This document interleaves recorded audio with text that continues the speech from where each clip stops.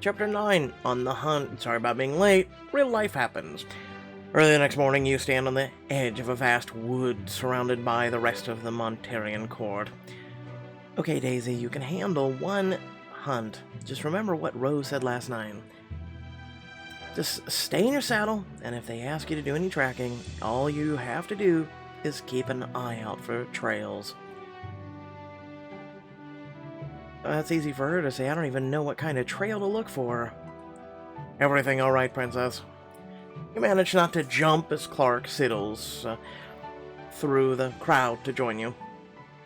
It's a lovely morning for a hunt, but you look like you'd rather be back at the palace. Everything's fine.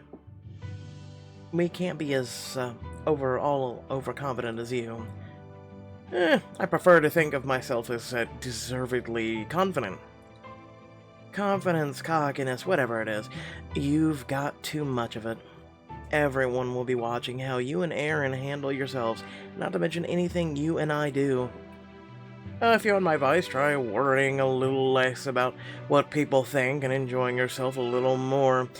The sun's shining, weather's perfect, and I'm about to outride the whole court through this forest. Life could be worse. A familiar face emerges from the crowd of nobles, approaching you with a smile. Good morning, Princess Rose. Have I missed Clarke getting overconfident, or have I arrived in time? You're just in time, especially because the king, my father, looks like he's about to give a speech. As Aaron teasingly elbows Clarke, King Edmund steps out in front of the crowd. Everyone hushes as he raises a hand. Welcome to a very special occasion of our annual Great Hunt. This year, in honor of our visitors from Ishmar, I've elected to incorporate an archery alongside our own traditions. I just hope it doesn't completely ruin the spirit of the hunt. For those new to the hunt, a subtle trail has been laid for you to follow, with archery targets along the way. But proceed carefully. Small traps have been laid throughout the forest to slow your progress. Keep your eye on your surroundings. Oh, this is going to be fun. Those who can handle the land most paint arrows on the targets will win today's hunt, but the trick is to follow the trail and finding all of the targets. Now choosing your riding partner as well, and may the best hunters triumph. Clarke and Aaron head off to find their horses, and the Monterian nobles begin to pair up with one another as King Edmund walks up to you. You know, Rose, it might be wise for you to pair up with Prince Clarke. This is an excellent opportunity for our kingdom's heirs to work alongside one another, for political reasons, of course. Is politics the only reason you want us to work together? He puts on a very unconvincing look of surprise. Of course, no other reason at all. Well, if your majesty insists, I guess I can ride with the prince. Thank you, my dear. Ride safely and make me proud. He snaps his fingers and two servants lead a horse over to you, and even better, help boost you into the saddle. I hear you're stuck with us. Clarke rides up beside you on an elegant black mare. Good to see you again, Isra.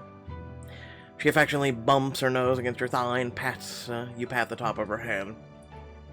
Why do I feel like Isra's got a warmer welcome today than I did? Did you want a head pat too? Try being a pretty horse and maybe I'll be more excited about you. It's a brief blast of a trumpet, and everyone turns toward the king once more as he sits on his own steed. Riders, let the great hunt begin! The nobles around you spur their horses into the woods, and you trot forward with Clarke, easily taking the lead. Alright, I didn't immediately fall off the saddle. Maybe riding's easier than I remember. Within minutes, you come to a clearing with multiple narrow paths and the game trails leading out of it. But I still don't know enough about Monterian woodcraft. Well, Princess, over there are your family's woods. And any idea which trail we're supposed to follow? Just give me a minute to get my bearings. You look around the clearings and spot a cluster of boulders, a path beside a marked tree, and another that runs through a thorny thicket. Past the marked tree. I don't see any... You've got to look at just the right angle. You wave him over and point over the subtle slash across the tree's bark. So this is your famed Monterian woodcraft in action, following marked trees as signposts. Excuse me, which one of us spotted the tree in the first place? She's got you there. You spur the hearse onward, and Clarke follows. You make quick time down the narrow but well-cleared path. Well, so far we've seen trees, boulders, more trees. What a thrilling hunt! What were you expecting? The court hasn't hunted actual animals in decades. I was still under the impression that there'd be 1 or 2 traps to evade by now. Maybe there have been traps, but you were too busy acting superior to notice. Perhaps you were too busy listening to my dulcet tones to notice them either. Clarke, you enjoy your own voice enough for the both of us. It's not my fault that I was blessed with a delightful speaking and singing voice. You roll your eyes at him, but he grins back, undeterred. And traps or no, I still intend to show you up today, especially if your great hunt proves to be this slow. If you want to keep moving, how about you get off your literal high horse and help me look for the next marker? As the path you're riding on begins to fade into underbrush, you and Clarke dismount to search for the next stretch of trail. What do you make of this? You join Clarke as he heads towards a small wooden stake, which is when you spot the large net he's about to step into. Look out! Leap out of the way! Stand still. You dive out of the way just in time as the net sweeps Clarke off his feet and into the air. Yep. How's your ego now? In moments, he's dangling from a branch overhead, his body wrapped in the net. You stifle a laugh as he struggles to get free. Congratulations, Prince Clarke. I think you found a trap. Yes, I'm a genius. Now, whenever you're done enjoying my suffering, will you please let me down? Give me about 5 minutes, and maybe. Fine, but only because you said please. You find a rope anchoring the net to the branch overhead and unknot it, which drops Clarke to the ground with a soft thump. Are you two all right? The king and several nobles ride up just as Clarke hops to his feet, brushing dirt off his clothes. Of course, your majesty. The princess was demonstrating the ins and outs of some of your fine traps here. As I told Prince Clarke, they can be quite tricky. Oh yes, it's almost as difficult to spot as the twisting tapestry of fate. As Clarke climbs back onto his mare, the king nudges his horse over to yours, smiling proudly. You're doing excellent so far. I just hope I can keep it up. Of course you can. Remember the old saying I used to tell you when you struggled with your own history lessons? Even when the water is choppy, the graceful swan... Rose told me the saying in the conservatory. It dances on. It dances on. That's right. And so will you, as long as you have faith in yourself. Thank you, Father. Ready to go, Your Highness. I believe we still have a hunt to win.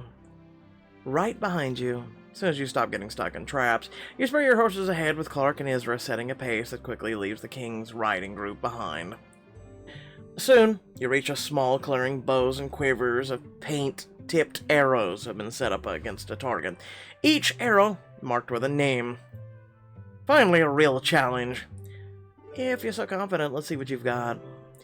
You dismount and tie up the horses. Clarke picks up a bow, taking a firm stance a few dozen paces from the target as he nocks an arrow.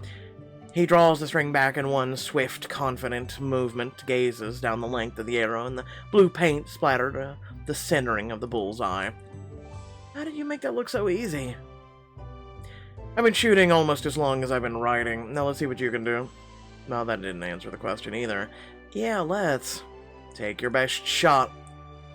You manage to knock an arrow, but then you try to mimic Clarke's stance, draw the string back, and he makes a distressed sound and rushes over to you. No, your form's all wrong. I was trying to do what you did. Not with that footing you on. Your feet should be point perpendicular to the target, while your shoulders should make a line towards it. Here, let me just... He reaches out and gently tugs your hips, shifting you into the right stance. His fingers linger on your hips as you adjust your footing. Stay focused. You straighten your stance, and as soon as you move, Clarke steps back with an approving nod. Better. I feel a lot less wobbly now, but how do I actually shoot? Lift the bow, focus on your breathing. Inhale as you draw, line up the shot, then release as you exhale. As you reach the string back, he touches your elbow, feather light, fixing your aim as your gaze down at the arrow. Good. Breathe in. Your arrow sails towards the target and splatters green paint across one of the innermost circles. Yes, did you see that? We breathed in, we didn't hold it, and we didn't exhale. Good job, though, on skipping those two parts. Another inch to the left, and that would have been a bullseye. Not bad, Your Highness. Don't sound so shocked.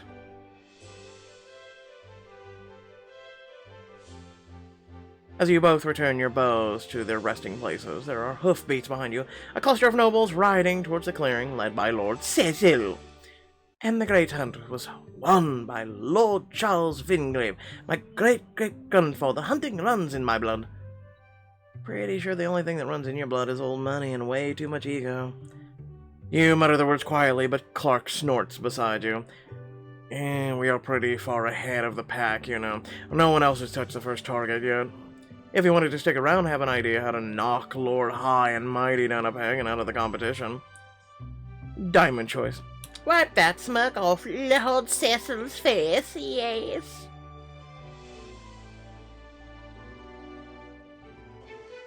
Consider me intrigued. What do you have in mind? I couldn't help noticing Cecil's the type of man who treasures his perfectly tailored coat, while also being vain enough to bring that coat on a hunt. I think his coat would look much better tossed in mud with him along with it. Intriguing, even though this is very childish. A mud bath would be perfect for his complexion. We're really just doing him a favor. Sadly, I doubt he'll thank us for it, so we'll need to make a quick exit once we're done. Roger that. The group of nobles, including Aaron, riding closer as Clarke hands you some sugar cubes from his saddlebag. I'll land the first blow, but I need you to distract Cecil's horse on my signal. What signal? You'll know it when you see it. Wheeling around on Isra, Clarke rides behind a cluster of trees, just as Cecil nudges his horse towards the archery target. Lord Aaron, prepare to behold the skill of one of Monterey's most seasoned archers. I can't wait. Whatever Clarke's about to do, I hope he does it. Suddenly a paint arrow explodes on Cecil's black suit. What in the blazes? Is this supposed to be what I'm beholding, or... As Cecil stares at his paint-splattered suit in horror, Clarke rushes out of the trees, his face a picture of embarrassment. Oh my god, your lordship, how utterly foolish of me. You got in the way of my shot. I am so sorry. So very. Clarke keeps apologizing, and Cecil stares at him in apologetic rage. You sneak towards Cecil's horse unseen. Hello there, girl. Can I interest you in a treat? You lift up the handful of sugar cubes and wave them around for the horse, but she just sniffs them tentatively as if sensing a trick. It's okay. Look, free sugar. Who's sweeter than these sugar cubes? You are. You big cute baby, come here. Wow, the horse is smiling. The horse suddenly lunges towards you, spilling a surprised Cecil in a mud patch below. Oh my lord, it's beautiful! Oh, you stupid beast! Oh, poor Cecil, how dreadful. Take my hand.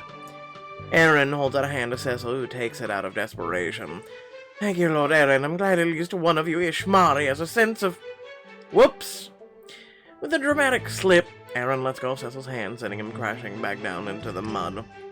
Oh, I'm sorry for my friend's clumsiness. Let me help you.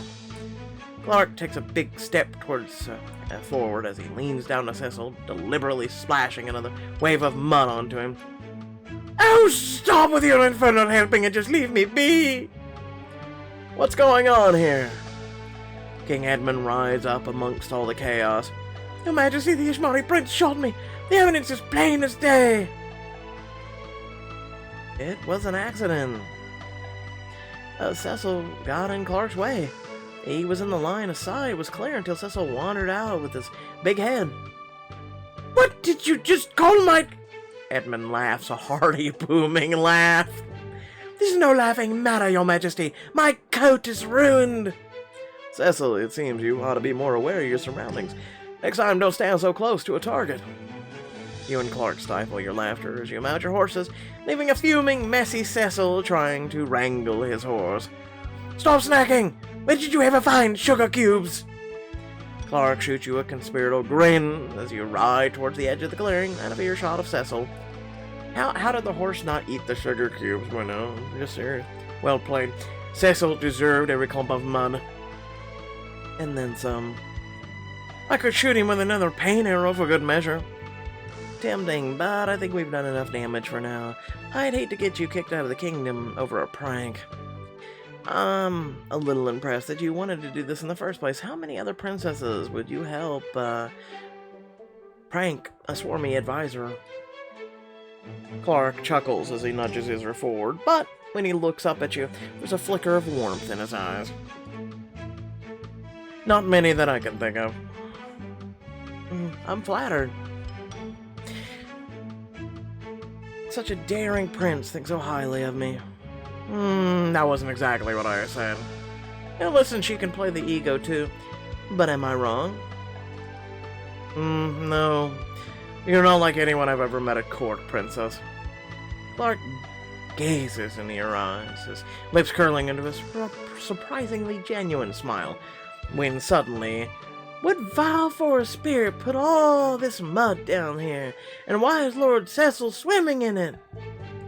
Or Lady Agatha rides straight into the patch of mud, splashing Cecil all over again. Oh my god, my coat! Jesus, how high is that mud flying? Cecil smashes his hands down, and I didn't even click anything. Thank you, Pixelberry. Let's get away from the scene of the crime while we still can. Starting to wonder if I need a new mouse. Way ahead of you. Didn't even click, I'm serious. I think the clicker is starting to go out. That kind of sucks. Clarke spurs his horse forward, and so do you, laughing as you race down the next stretch of the trail. You ride onward through the woods with Clarke easily keeps pace with you on Isra, looking more relaxed than you've seen him in a while. So, does Ishmar have any sort of customs like our great hunt? We have our own ways of hunting, but they're nothing like this. No trapping, no big groups riding through rolling forest hills. Then, what's your way like? Lone riders scouring the rocky Ishmari mountains with their trusty bows in hand? That's surprisingly close to the mark. Speaking of which, you ride past another target tucked away in the trees, and Clarke easily scores another bullseye. Your paint arrow lands close to his. Not half bad. I had a not half bad teacher. Clarke chuckles as you nudge your horse forward and continue down the path. To be honest, in Ishmar, we mostly go riding just for the sake of riding. My sister and I used to spend days exploring the countryside on horseback. We don't have to talk about her if you don't want to. No, it's alright. These are happy memories. When I couldn't stand any more royal lessons, we'd sneak out to the stables. She'd go riding with me and Isra. At least until our parents sent the palace guard to fetch us home. They send literal guards after you over some horseback riding? My parents are quite serious about everything, but especially royal obligations and traditions. I have to admit, Monterey's been a pleasant change of pace. You're much more light-hearted about those things than we are at home. You can't help thinking of Rose, currently pretending to be you at your sorority because of an overprotective king. We aren't always as flexible as you might think. But you're still full of surprises. Clarke, I'm glad Monterey's growing on you. So am I. And I'm mad enough to admit that it's thanks to you. Oh, really? You've made the social season much more entertaining than I feared when my parents sent me here. Besides, your kingdom does have its charms. Your people seem to appreciate one another. Some of the nobles are relatively accepting. I'm glad this visit hasn't been a complete waste of your I don't know what that noise is, but okay. You tug the reins to slow your horse as a soft whine suddenly echoes through the trees. Is that an animal? It's coming from over here. Clarke hops off of Isra and steps through the trees, gesturing for you to follow. A few paces away, you find a baby boar with a loop of rope wrapped around its legs. Aww. Oh no, those traps were meant to harm you, little guy. You kneel beside him and reach for the rope, but the boar startles away, which only tugs the rope tighter around its leg. That explains how the knot got so tight. If I hold him down, can you try to get the rope off? You nod, and Clarke gingerly inches towards the boar, who squeaks with surprise when Clarke suddenly grabs him around the middle. Please hurry before our new friend threatens my good looks with a kick to the face. I'll unravel the knot. You reach around Clarke, struggling to get a good angle on the knot as he holds the squirming boar down. I think this is quadruple knotted. Then quadruple knot it faster than I lose my grip on him. Even before Clarke's jacket, you can see the tension in his muscles as he keeps the boar still, and you loosen the knot bit by bit. After a few minutes of struggling, it finally comes free, and the boar leaps to his feet as Clarke releases him. That was a longer detour than I'd hoped, but at least we got him out of there. The boar nuzzles you with his little snout, and he suddenly trots off towards your hunting trail, cutting right past it to a narrow game trail through the underbrush. Did he just show us a shortcut? Only one way to find out.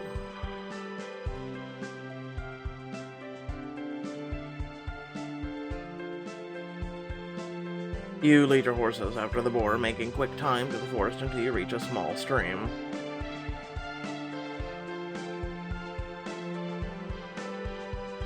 The boar gives you a grateful snort before vanishing into the woods. I don't hear any other hoofbeats. We must have left the rest of the hunting party in the dust. You turn to Granite Clarke, just in time to see him tossing his jacket and shirt off. What are you doing? Taking advantage of our lead. You can't help staring as he casually strips down his underwear and splashes in the shallows, running a hand through his hair.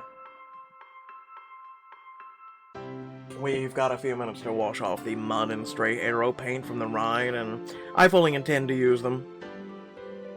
He grins as he glances over his shoulder at you, giving you a good look at his sculpted muscles and the hint of a challenge in his eyes. Join me or don't, it's up to you. I could use a dip in the stream.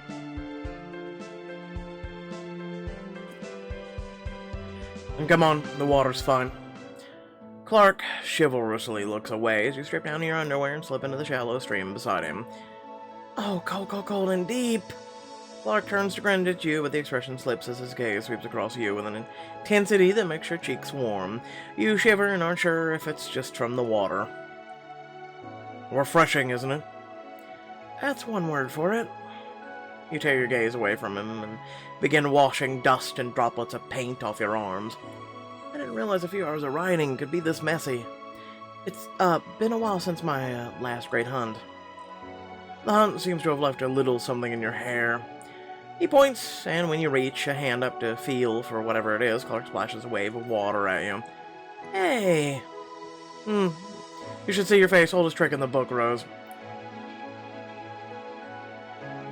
Splash him back. Look out, Clarke, behind you! Do you really think I'm gonna fall for... As he's speaking, you splash him with all your might. Ah! Water streams down his face and he brushes his damp hair out of his eyes, laughing. Okay, I deserve that. How generous of you to admit it. You do actually have some paint in your hair, though, I swear.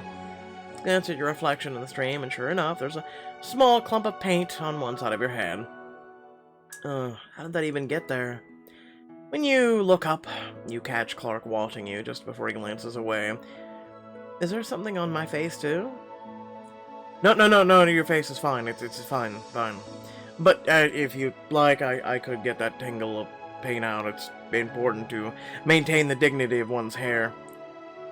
That's the answer I'd expect from someone so in love with his own looks. When the fates bless you with hair like this, it'd be rude not to appreciate it. He winks, and you can't help laughing. Here you go. I want to argue with that, but your hair is annoyingly perfect. Oh, why thank you, Your Highness. That's one of the nicest things anyone's ever told me, or called me. Now, if you'll submit yourself to my annoyingly perfect hair care regimen, just be gentle. Yeah, I'm sure he's gonna yank out all your hair. Look, I got it all! Oh my god! Half my scalp's missing! I know, but I got the paint! You sit on one of the rocks dotting the stream. A faint breeze raises goosebumps on your bare skin as Clarke steps up behind you, his hands gently assessing the tangle of paint. Hold still, I'll work it out slowly. A slight shiver runs through you as his fingers graze the back of your neck. It's really caked in there, just give me a minute. His touch is surprisingly delicate as his breath mists softly on the side of your neck. You sit as still as you can while Clarke works. He mutters softly to himself, struggling with a stubborn tangle. I appreciate you doing this. Don't thank me yet. If this becomes any more difficult, I may give up and recommend a nice pair of scissors. Is it really that bad? I was joking. That was a joke. You just have to untangle this strand here, and there, good as new. With one last careful movement, he works the paint out of your hair, steps back, and when you turn to face him, he's grinning, pleased with himself. Seriously, ladies, how the hell do you work paint out of your hair carefully? I believe it's called washing it. Thanks, really. He's got a magical touch, I'll tell you that. You're very welcome. For a moment, you both gaze at one another until Clarke looks away, clearing his throat. You know, you're tougher than I expected. Monterey's a reclusive princess to be. You've kept up with me on horseback, which is more than most of Ishmari court can do. Held your own on this hunt. Clarke, did you expect me to be bad at hunting? No, you're just twisting my words. I just expected me to faint at the slightest hint of physical activity. If you had, having to carry this whole way would have horribly slowed me down. Then thank you for appreciating my competence, I think. Try not to let it go to your head. That's rich coming from you. You try to give him a playful shove in the water, but he catches your wrist.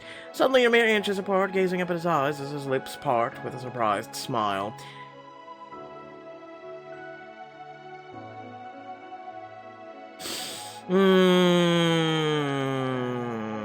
Step away. You step back and Clarke immediately lets go of your arm. Should we call this a truce? I will if you will.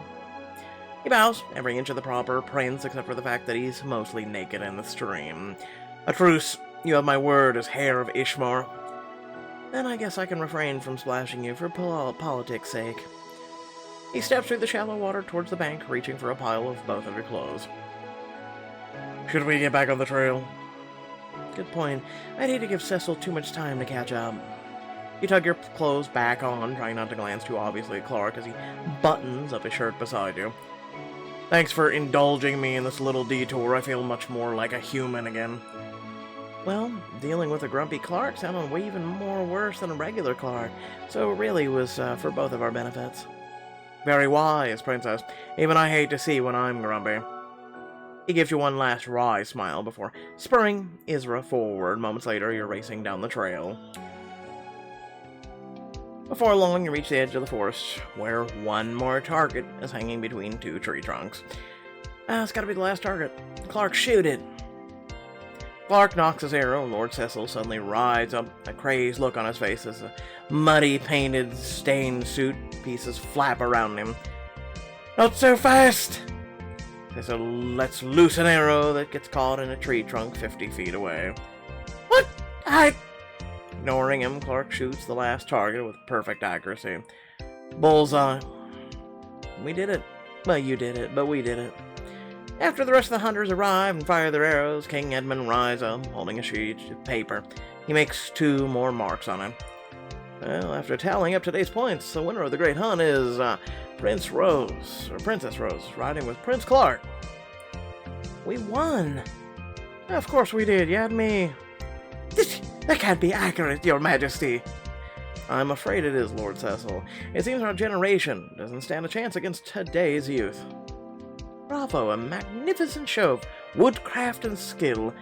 The fates have smiled upon both our kingdoms this day. Perhaps it is a sign in favor of unity. You nudge your horse closer to Clarke's and share a private grin. We make a pretty decent pair. Maybe there's a little bit of hope for our countries after all. Oh, really? Is that actual optimism I hear? Who are you, and what have you done with the real Clarke? Easy, Your Highness. I say there may be a little bit of hope. Don't go jumping to idealistic conclusions. Sorry, no taybacks. I saw a hint of Clarke optimism, and I'm not going to let you forget it. Clarke tries to glare at you, but ruins the effect by chuckling. Oh, you can be infuriatingly stubborn when you want to be. Aw, thank you. I ought to save Aaron from having his ear talked off by Cecil, but I'll see you back at the palace. I'm counting on it. As Clarke rides off to find Aaron, the court begins to ride back towards the palace. King Edmund falls in beside you and your mare. I'm thrilled with how you handled this hunt, Rose. Thanks. I might have stayed up most of the night stressing about it, but Clarke did really well. Oh, you two got along swimmingly. Father, we did make quite the pair, didn't we? The longer he's here, the better we seem to get along. That's wonderful, truly. Glance at Clarke riding up ahead with Aaron, and you're struck by a sudden reminder that of where he and you actually belong. It's just for one season, though. I guess people from such different backgrounds can never really get along. I wouldn't be so sure. I've never told you this before, Rose, but before I met your mother, I fell in love with an American woman. You did? She was here to see the sights, and I was a young prince pretending to be a noble, desperate to escape my responsibilities. We spent many happy days exploring the capital, sailing the rivers, until, well, I remember saying farewell to her in that very clock tower. He nods towards an old building at the edge of the city. If you loved her, why did you have to say goodbye?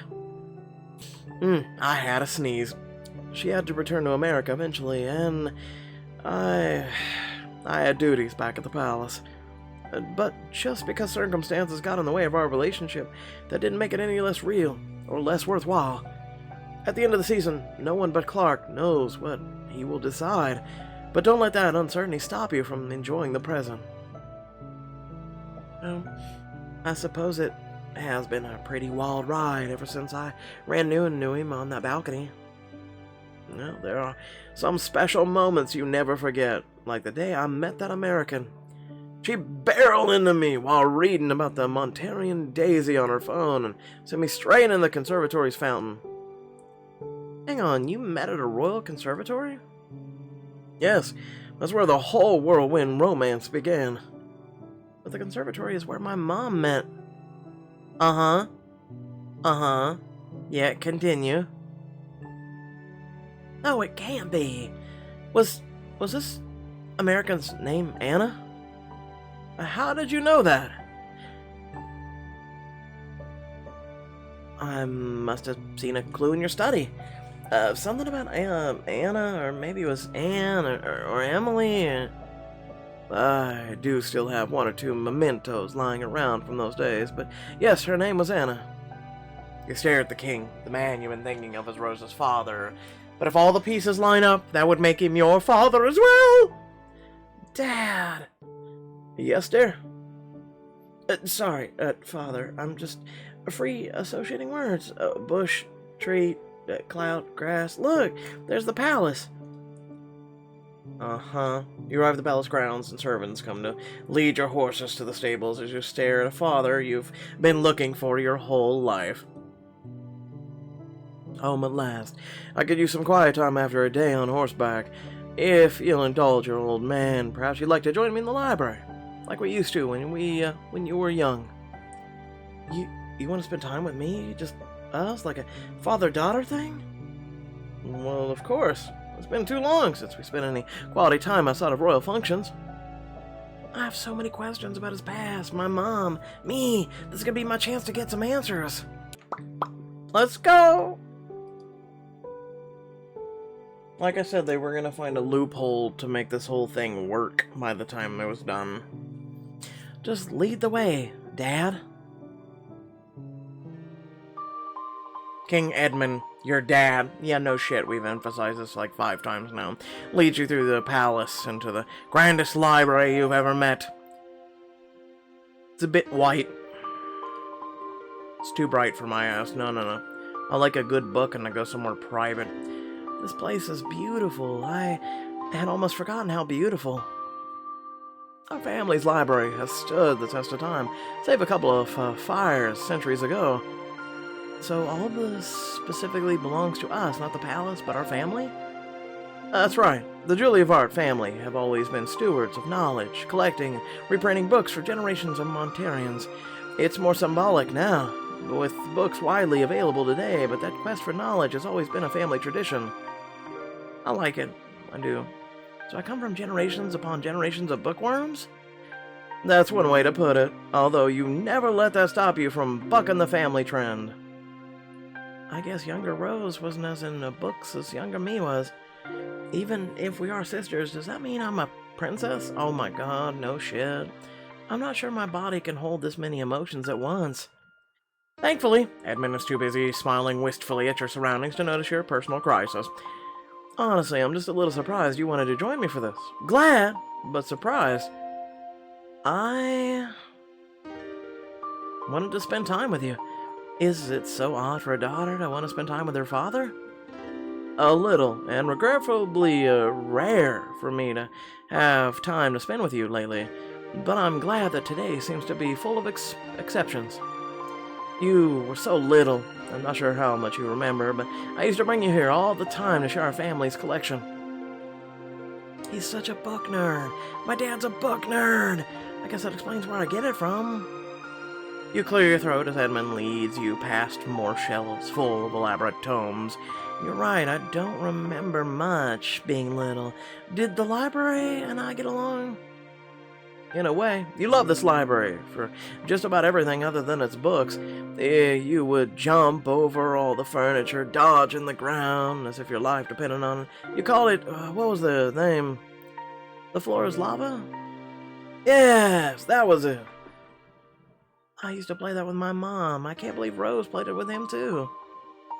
When you were first born, I thought you'd take after me and my parents, but you've always had your own way of doing things. Father, we might be more alike than you think. I'm not the same little girl I was growing up. In more ways than one. You're right. The Rose I knew then wouldn't have been nearly as excited about the library. There was one book you'd always let me read to you, though. I bet it's still here somewhere. I'd love to hear you read it. Again, I mean. I'd be happy to if we can find it. As I recall, it had a blue spine and an elephant on the cover. You split up and search on the shelves. As Edmund scans book after book, he furrows his brow in concentration the same way you often do. You'd better be here somewhere, Buck. I have a lifetime of father-daughter moments to catch up on, as long as he still thinks I'm Rose, starting with this one. You look down on the shelf of books before you, spotting a beautiful ornate copy of Romeo and Juliet. The story of star-crossed lovers, just like my mom and Dad. I wonder what he saw in her. Dad, Father, what was it like meeting that American from the conservatory? Unforgettable. She always smelled of wildflowers, had a smile that could charm a Montarian bulldog, and eyes that could drown you in. I admit I was a victim of those eyes on a number of occasions. Eyes are the window to the soul. So, did you ever try finding her? The thought did cross my mind, but it never would have worked out. She didn't know who I truly was, and I knew from a young age that I was destined to marry for politics. I thought it best to leave our happy memories undisturbed. So when she left Monterey, I never heard from her again. So he knew about me. He never knew about me, and I guess Mom didn't know he was royalty. But I don't want that to take anything away from your mother, Rose. We may have married for politics, but we grew to love each other. I treasured our time together, especially since it gave us you. Me and Rose are gonna have a lot to unpack later, but I'm glad our parents had a good relationship. Edmund suddenly reaches for a shelf and pulls out a book with a worn spine and a well-read page. Here's that old book. He tilts the cover for you to see. The littlest elephant. I must have been really little when you read this to me. You were, but now you're old enough that I don't have to read it to you. I can't go back in time and experience my childhood again with him, but maybe I can get the next best thing. Father, can you read it to me like you used to? Of course, my dear. You sit down on a plush couch and get comfortable as Edmund opens the book. There was once an elephant so little that her brothers and sisters towered over her. They laughed at her for being so small. Poor little elephant. But the instant her mommy elephant caught them teasing her, she scalded the others. The little elephant was just as big as them, she said. She might have been small in stature, but mommy elephant told her that, more importantly, she had a big, beautiful heart. When I read this to you, I'd replace mommy elephant with daddy elephant. You would be so confused whenever your mother read the original story. He smiles at you, and it hits you all over again. Your dad is sitting right next to you, reading you a bedtime story, like you always wished he could. In the end, you always preferred Daddy Elephant version, which made me quite proud. I bet you were the best Daddy Elephant around. I tried to be, although our lives were quite different then. Edmund hesitates, then gently rests a hand on your shoulder. Rose, I know I've been overbearing at times, especially since your mother passed. It hasn't been easy, and we're so different that I haven't always known how to best be your father, how to be there for you. I know you haven't, more than you might think. But the one thing I do know for certain is that you're a remarkable young woman. I'm so proud of the person you've grown to be. Thank you, Father. On an impulse, you reach over and hug him, tears welling in your eyes. Your dad warmly hugs you back. And thanks for being such a supportive dad. You're my daughter, and I may not always get everything right, but I'm here to support you through thick and thin. You smile, holding your new tears, or hiding them by hugging him tighter.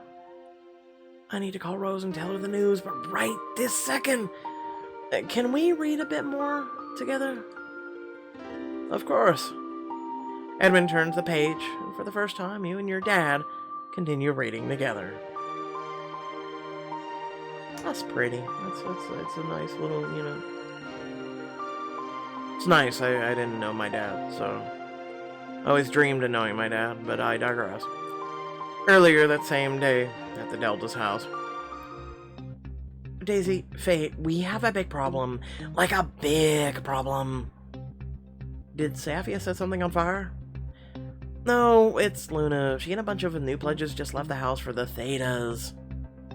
Oh no, whatever will we do? How did the Thetas poach your pledges? Can you help the Deltas balance back in time? Something tells me the easiest way to solve this is basically everybody's going to find out who you are, and then you're going to be like, under royal decree, I no longer allow this rule to even exist, so go screw yourself.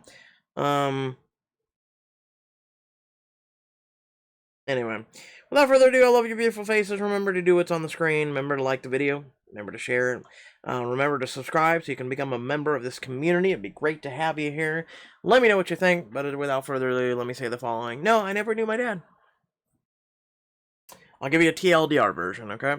Never knew my dad. I was born in New Mexico. Moved all the way to Ohio with my mom, where my mom dropped me off with my grandparents, who then raised me for 16 years. It was real fun, let me tell you, in case you've never tuned in to any of the stories that I've told. Yeah, it was real fun. That's sarcasm, by the way. But anyway. My dad was apparently a troubled man. Did a lot of bad things. Worked with a lot of bad men. And it's one of the reasons why my mom thought it best to take me across the country. Yeah, no. I finally reached out to him when I would believe I was 16 or so. Trying to get to know the man that was my father, and We spoke once on the phone, and the guy never wanted anything to do with me after that. And this is where I put a little light on him. His name is Henry Duarte. I know nothing of him. Literally and figuratively, I know nothing of him.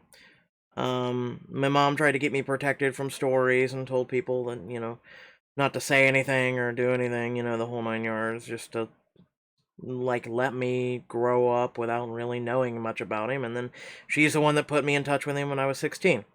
And gave me the chance, the opportunity to get to know the man. And like I said, one phone call, and that was it.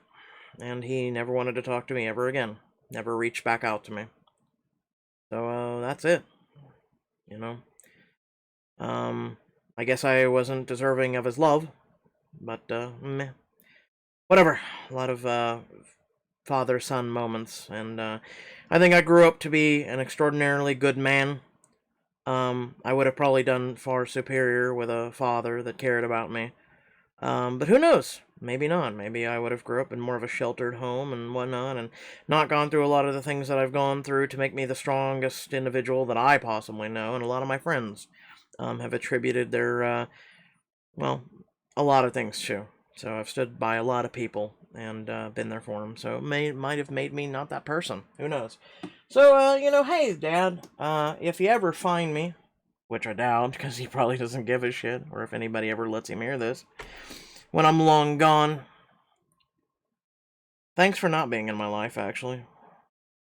Yeah, because of your lack of being there and your absence, I became an extraordinarily strong man for every single person who's ever met me. So, yeah. I'd say you'd be proud, but that would mean you would have to actually get to know me, so... But I digress. Thanks for watching. Love your beautiful faces. And I'll catch y'all some other time. Peace out.